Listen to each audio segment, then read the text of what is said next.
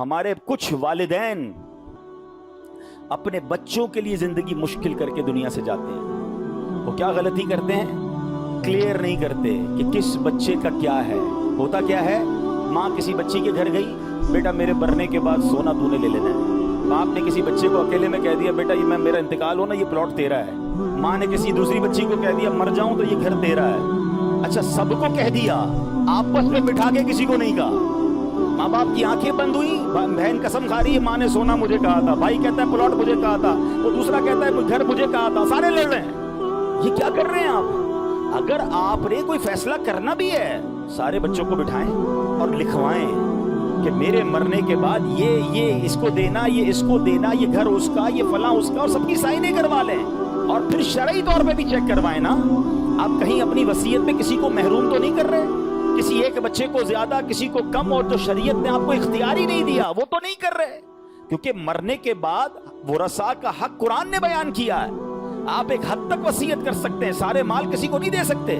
پوری تفصیل ہے اس کی، میرا یہ موضوع نہیں ہے، مگر میں ایک اشارہ دے رہا ہوں ان تمام ماں باپ کو کہ جو اپنے بچوں کے معاملات، اور خاص طور پہ جو مالدار فیملیز ہوتی ہیں، ہم نے بڑے بڑے اربوں پتی کروڑ پتی ماں باپ کی دنیا سے جانے کے بعد ان کے بچوں کو لڑتے ہوئے دیکھا، ایک دوسرے کے خون کے پیاسے ہو گئے، آنا جانا ختم ہو گیا. یہ کیا کیا آپ نے؟ یہ کیسا فیملی سٹرکچر بنایا؟ آپ نے نہیں لکھا، آپ نے واضح نہیں کیا، اور بعد میں اپنے بچوں کو لڑنے کے لیے چھوڑ دیا.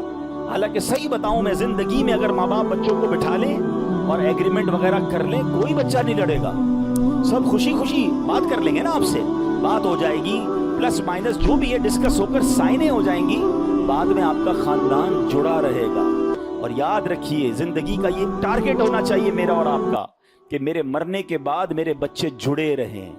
وہ جڑے رہیں گے تو مجھے اصالے ثواب کریں گے. آپس میں ہی لڑتے رہیں گے، ماں باپ کو بھی برا بھلا کہیں گے کیسے اماں ابا تھے ایسا کر گئے کہ آج ہم لڑ رہے ہیں. کیا فائدہ کیا آپ نے؟ کروڑوں روپے لاکھوں روپے کمائی بھی اور بچوں کو لڑنے کے لیے چھوڑ دیا.